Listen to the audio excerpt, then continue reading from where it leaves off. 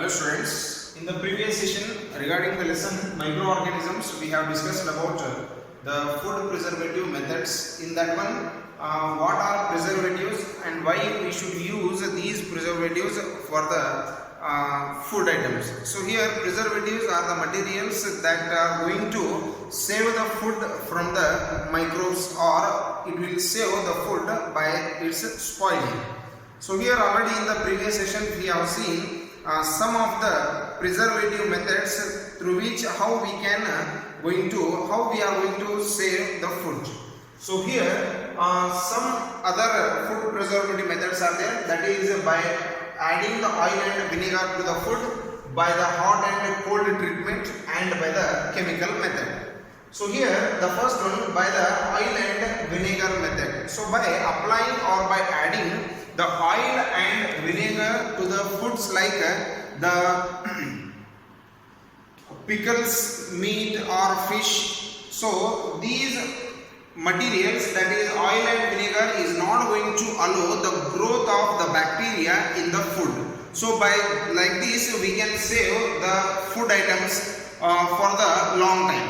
So because the pickles what we are preparing, that may be used for the long time, so it is not going to be consumed in the very short time. So we have to keep that one for the long time. So it's very necessary to be safe by its spoiling. So here by adding the oil and vinegar we can save the food. So here oil and vinegar is going to work or acts like the food preservatives. And the second one is by hot and cold treatment. So normally in our homes we can see our mothers are going to boil the food and milk after some time again and again. So here by heating and by heating, so the microbes are not going to develop because of the high temperature. They are going to be killed by the heat.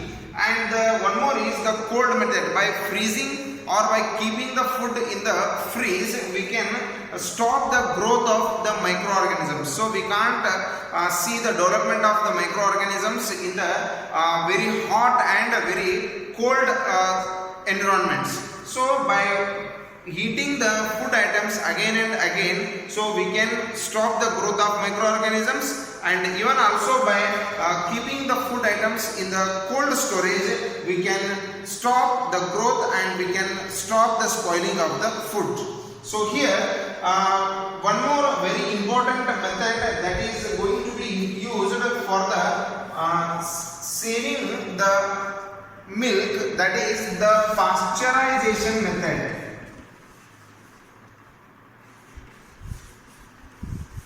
So here the pasteurization method is a method in which the milk is going to be boiled up to 70 degrees Celsius. The food milk is going to be boiled up to 70 degrees Celsius in 15 to 30 seconds.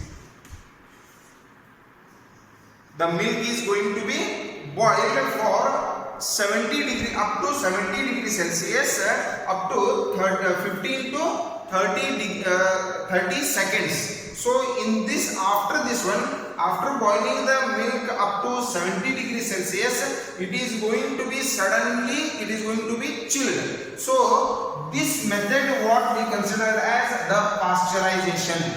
So boiling of the milk up to the 70 degrees Celsius up to 15 to 30 seconds. So after the 15 to 13 seconds, the milk which is in 70 degrees Celsius, it will be chilled suddenly. So this method what we consider as the pasteurization method, and this method was introduced by Louis Pasteur. So by giving the respect to the founder, here the name also is given by the pasteurization. So here this is the one method by which we can store the food for the long time. So without boiling, we can consume the food, we can consume the milk that is free from the bacteria. and the one more method, that is the chemical method. So by adding the chemicals to the food items, we can save the food by its spoiling. So here already we have discussed about the sodium benzoate and sodium metabisulfite. So these are the two things which are commonly used in the food preservation methods, and one more is the nitrogen gas. So we can see some food are going to be packed in some wrappers. So like chips packets and some fast foods are packed in the plastic covers. So it will be filled with the nitrogen gas along with that food. So here nitrogen gas is not going to allow the growth of the microorganisms. So here also, including the sodium benzoate and sodium metabisulfite, nitrogen gas is also used as the chemical for as a food preservative items.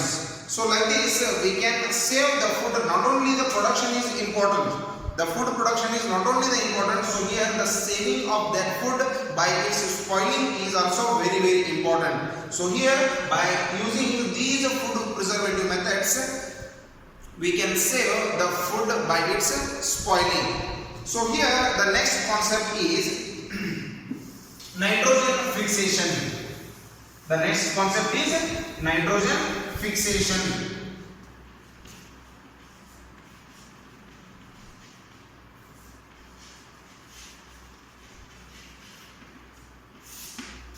So regarding the nitrogen fixation, already we have learned something about this one in the 6th standard. So how the nitrogen fixation is going on and what do you mean by nitrogen fixation? So here some microorganisms, already you heard about the rhizobium bacteria that is going to help in the nitrogen fixation or fixing of nitrogen in the leguminous plants. So here the process of nitrogen fixation is done by the rhizobium bacteria. So the rhizobium bacteria, by the help of the rhizobium bacteria, the process of nitrogen fixation is going to take place in the leguminous plants. For examples like the beans. So the beans are groundnut. We can see some node-like structures are there in the roots of those plants. So that kind of plants we consider as the leguminous plants. So here the nitrogen fixation is going to make a very important process that is called symbiotic relationship.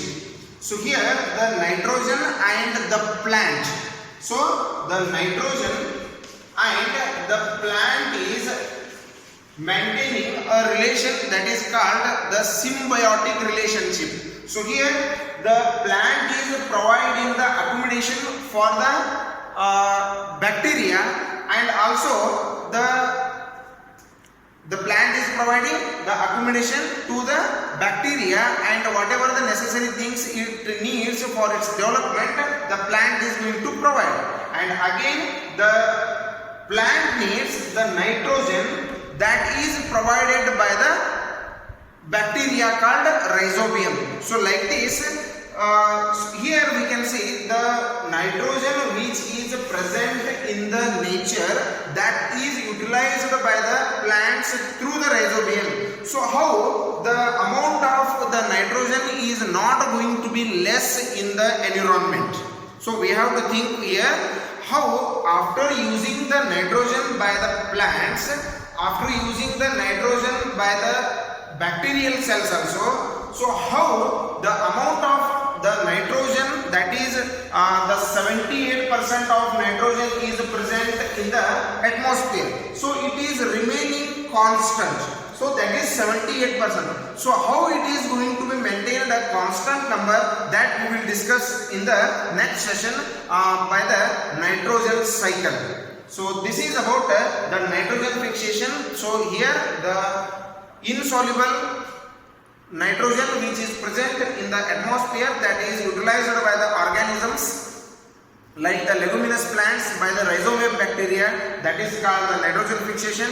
So here it will be how it is going to take place and how the amount of the nitrogen nitrogen is going to be constant in the environment, that we will discuss through the nitrogen cycle in the next period.